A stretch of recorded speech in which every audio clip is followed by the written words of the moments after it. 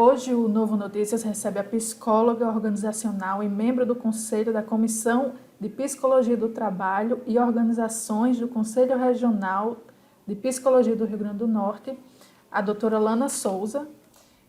Nós vamos conversar sobre a vivência dos funcionários de telemarketing, dos atendentes de telemarketing que trabalham nas empresas de call centers, principalmente aqui no Rio Grande do Norte, que essas são empresas que têm uma grande presença no nosso mercado.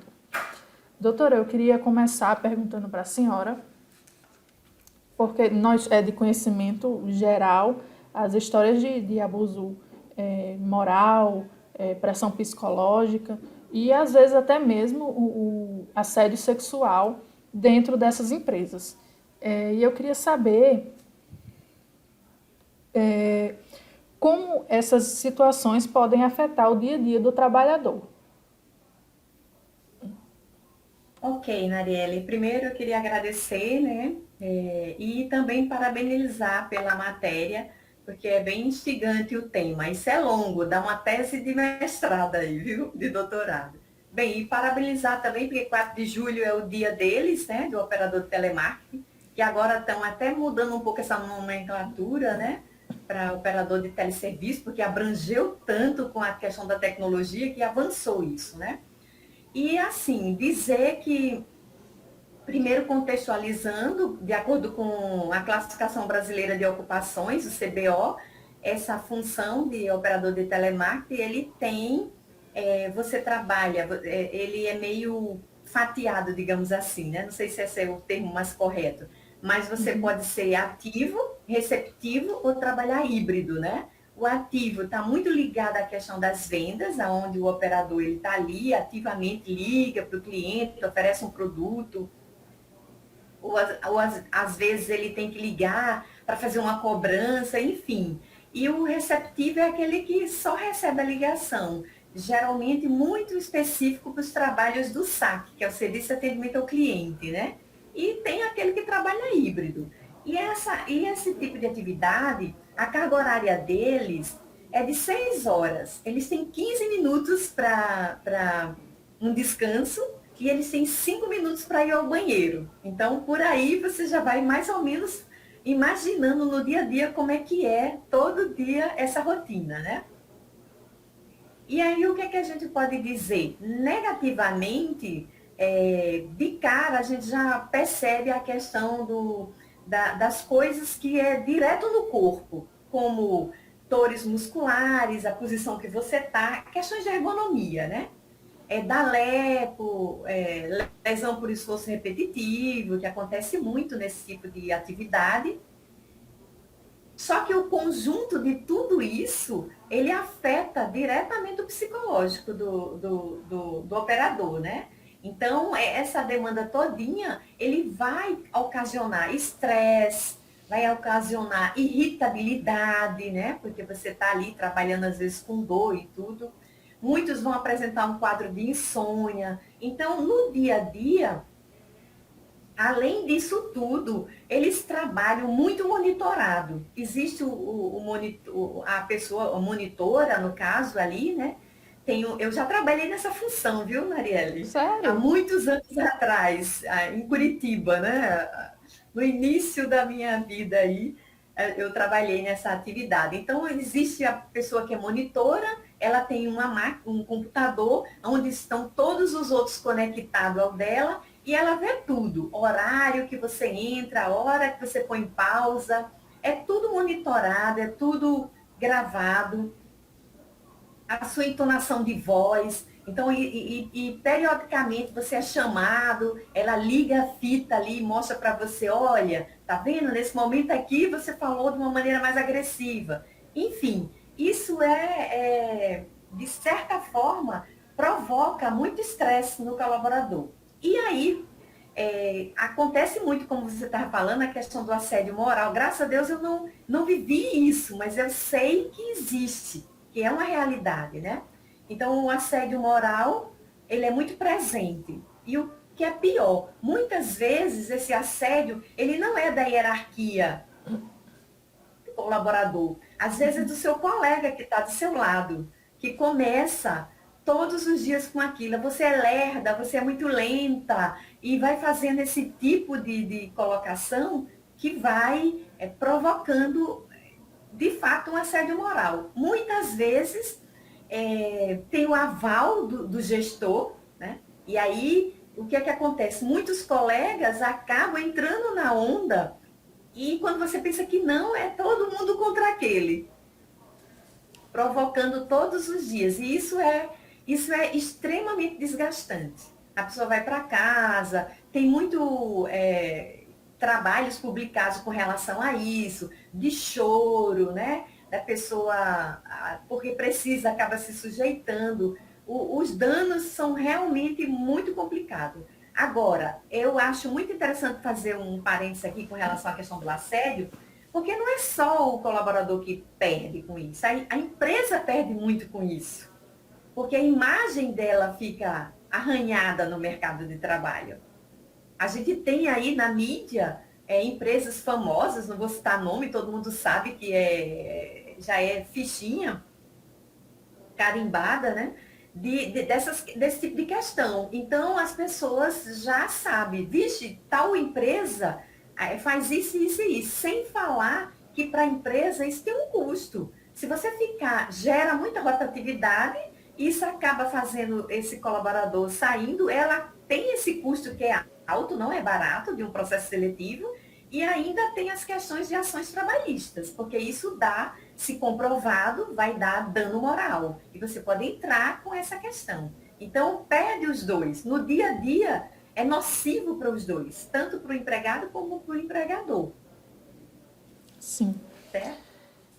Como a senhora falou, esse é um mercado de porta de entrada para muitos jovens no mercado de trabalho, né? Esse tipo de empresa. E essas experiências negativas que os jovens passam pode ocasionar, como é que eu posso formatar? Podem afetar trabalhos futuros, por exemplo, a senhora disse que já trabalhou, numa hipótese, a senhora trabalhou, sofreu algum tipo dessa situação, seguiu para o próximo emprego, essas questões que a senhora sofreu nesse primeiro trabalho, pode afetar mais na frente? Sim, podem afetar sim. Eu diria, como porta de entrada, o pessoal até chama que é emprego trampolim, que as pessoas usam como empresa de passagem.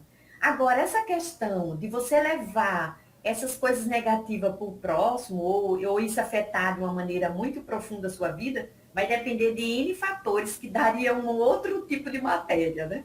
Porque é a história de vida de cada um, como você reage àquilo que fazem com você. Então, tudo isso vai, de certa forma, influenciar como essas coisas negativas vão fazer com você lá na frente. Mas a gente sabe, como falei para você, eu não passei por esse tipo de coisa assim tão negativa.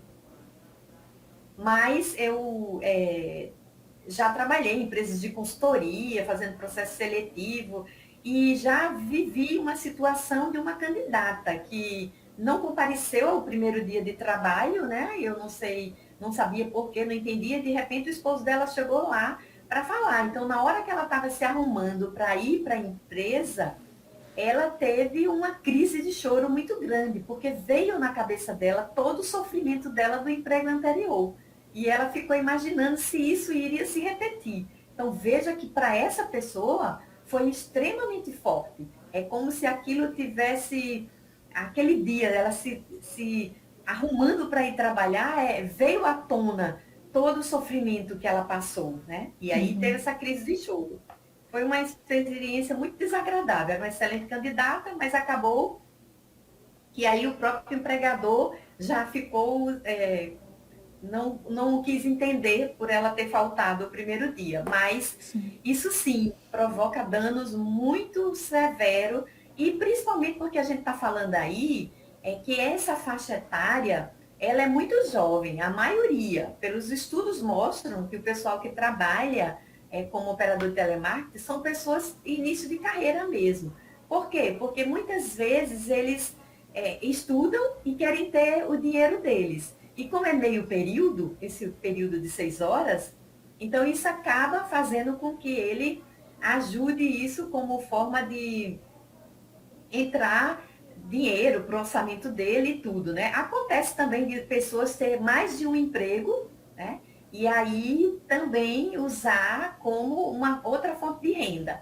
Mas realmente, quando isso acontece, pode sim provocar coisas muito negativas, embora que tem estudos mostrando também isso, que vai depender muito da história de vida de cada adolescente desse. E é por isso que já no início, quando essas coisas começou a vir muito à tona, há muito tempo atrás, foi se criado o ECA, né, que é o Estatuto da Criança e do Adolescente, que tem um tópico específico com relação a essa parte do trabalho, e também a lei de aprendizagem, que veio para colocar ordem na casa, né, algumas questões para esses jovens. Mas isso pode sim provocar danos a esses jovens, podem sim. Infelizmente. É, levando em consideração todo esse cenário, como essas empresas deveriam agir para poupar a saúde de seus funcionários, tanto mental quanto física, né? Porque a saúde mental acaba ali refletindo na sua saúde física. Tem coisas que as empresas adotaram, né, muitas delas, por força da lei. Né? Então, elas acabam. Eu diria que é extremamente importante, até mesmo uma empresa pequena, porque ela não é obrigatório a ter um SESMIT, que é um serviço de engenharia e medicina do trabalho bem organizado, mas ela pode, de uma maneira geral, terceirizar ou fazer alguma coisa. Tem que ter isso muito bem detalhado, porque isso vai definir muita coisa, desde a parte ergonômica, de iluminação, né, de que isso é ruim, porque você também usa a sua voz, uma infinidade de coisas que isso vai estar atento. Também tem os programas, né, de controle de medicina ocupacional, que é extremamente importante para contemplar tudo isso para que o trabalhador ele esteja bem ali naquele ambiente, né? Então, eu diria que esse é o básico, que é extremamente importante que a empresa organize a casa dessa maneira. Um código de ética bem definido e que esses colaboradores também saibam sobre esse código de ética, né? Que não fique só lá guardado, né? Que ele possa ver e saber como que deve se comportar e saber se a empresa está dentro das normas e tudo. Isso é extremamente importante. Dá oportunidade de crescimento, porque quando você entra numa empresa como essa, muitos garotos, eles imaginam, bem, eu vou ficar por um tempo, mas eu já vou imaginar que tem processos seletivos internos e que eu vou crescer dentro dessa empresa. Isso também, porque também tem dados mostrando que a vida útil, né, digamos assim, desse pessoal é em torno de 2 anos que eles ficam. Dificilmente você vai encontrar pessoas com mais tempo do que isso. Até porque traz outras complicações, dependendo de como você está lá com fone de ouvido, isso já tem a questão da audição, vários fatores, né? Por isso que eles só trabalham 6 horas, essas questões. Então, é muito importante que tenha essa coisa de plano de carreira na empresa definido, né? Isso não só vale para empresas grandes, não. Empresas pequenas, elas podem estruturar isso de uma maneira muito positiva. Claro que vai ter um topo, vai chegar uma parte lá que você não passa daquilo, mas as empresas menores. Mas é bom ele saber que ele vai entrar e que ele tem essa perspectiva de crescimento. Eu acho que isso é muito importante. Outra coisa também que eu acho fundamental é com relação à questão de a própria chefia promover esse ambiente, porque o que é que acontece? Muitas vezes, como eles são muito monitorados, existe questões de acirra competição. Né? Então, essa competição ela fica muito acirrada e isso não é legal no ambiente de trabalho, porque quando a pessoa chama para mostrar, olha, fulano, começa as comparações, né? Fulano conseguiu atender 100 pessoas, você só atendeu 50, e começa aquilo lá. Então, isso também é muito complexo, né? Porque vai mexer com o psicológico da pessoa. O ideal seria que eles pegassem pelo positivo, olha, que muito bom, excelente, você hoje conseguiu isso, isso motivaria para a pessoa ir mais adiante. E outra solução que tem sido muito utilizado agora com o aumento da pandemia, essas coisas todas, é a questão de uma tecnologia que eles chamam de URA humanizado, que são aquelas mensagens que você atende. Olá, você ligou, vamos já atendê-lo. E fica aquela gravação. E hoje, antigamente as pessoas reclamavam muito porque essa gravação era um robô e que não era humanizada, mas hoje você já tem gravações que é tão incrível que você pensa que você está falando com uma pessoa e não é uma pessoa que está do outro lado da linha, é uma gravação. Então isso é muito interessante porque eles estão humanizando isso. O que isso é interessante? Porque ele otimiza o tempo desse operador para ele fazer coisas mais interessantes e que ele também não seja tipo robô, mas que ele possa pensar sobre o trabalho dele e que ele possa dar opinião sobre aquele trabalho dele, até de melhoria mesmo, porque ninguém melhor para dizer como eu posso melhorar algo se não é aquela pessoa que está executando a atividade. Porque ele está ali todos os dias, então ele sabe o que seria melhor para ambos, para ele e para o próprio cliente também, né? Então, hoje se usa muito essa tecnologia em função disso, otimizar esse tempo e o que é muito operacional, você pode jogar isso para a tecnologia e deixar o operador mais livre para fazer outras coisas que seriam bem interessantes. Então, a empresa que preza pelo colaborador dele, que visa isso, eu acredito que ela terá muito mais sucesso e bem menos questões trabalhistas aí na, no hall de problemas dela, né? Trabalhar com isso seria muito interessante. Olha, eu acredito que basicamente dizer que os dois perdem com isso, né? Como eu falei, tanto a empresa como empregado como empregador. Então é muito importante que se esteja atento com relação a isso, não só por força de lei, mas que os empresários, as pessoas que estão à frente, pensem muito nisso, porque as pessoas são tudo, né? Apesar de que eu amo tecnologia, mas isso eu ainda acredito muito no ser humano e que não tem essa de substituir o ser humano, não. A gente vai pegar atividades que são mais, digamos assim, braçal, mas que o ser humano ainda ele é extremamente importante. E por isso, incentivar essas pessoas, instigar elas, que elas mesmas tragam soluções para o dia a dia dela. E fora isso, Narielle, agradecer você pelo convite.